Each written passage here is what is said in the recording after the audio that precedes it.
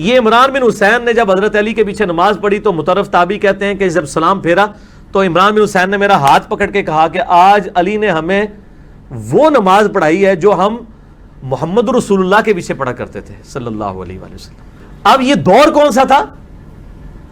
یعنی حضرت عثمان غنی رضی اللہ تعالیٰ عنہ کے دور کے بعد حضرت علی کا دور آیا ہے۔ اس وقت تک نماز کی حالت بنو امیہ کے گورنروں نے بگاڑ دی تھی۔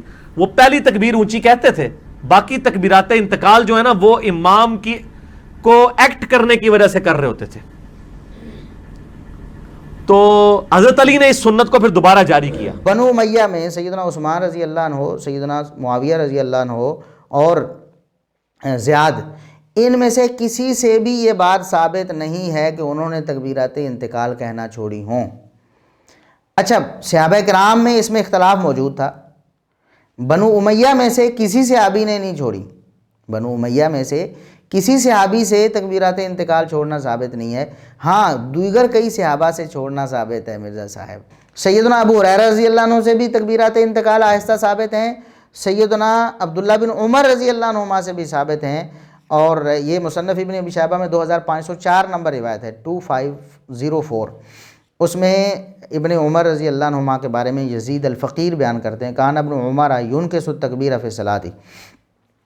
ابن عمر رضی اللہ عنہما نماز میں تکبیرات کم کہا کرتے تھے۔ کیسے؟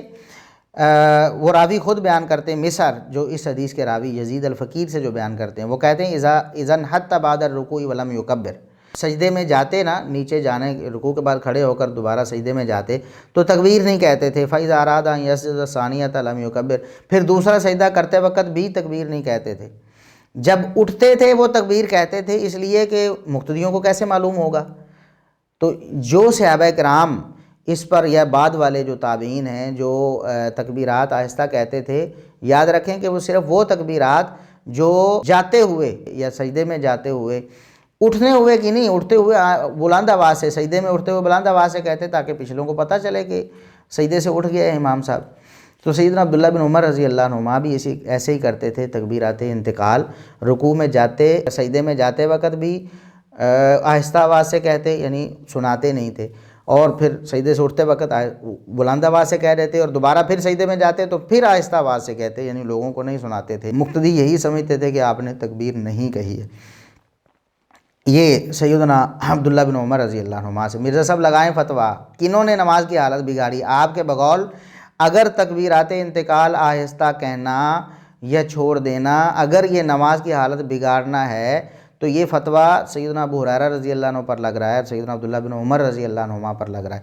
اور میں آپ کو بتاؤں کہ سیدنا عبداللہ بن عمر رضی اللہ عنہما سے بھی بلند آواز سے ثابت ہیں تکبیرات، یعنی جائز سمجھتے تھے اونچی آواز سے بھی اور آہستہ آواز سے بھی، اونچی آواز سے کہنا بھی اور اونچی آواز سے کہنا چھوڑ دینا بھی دونوں طرح جائز سمجھتے تھے۔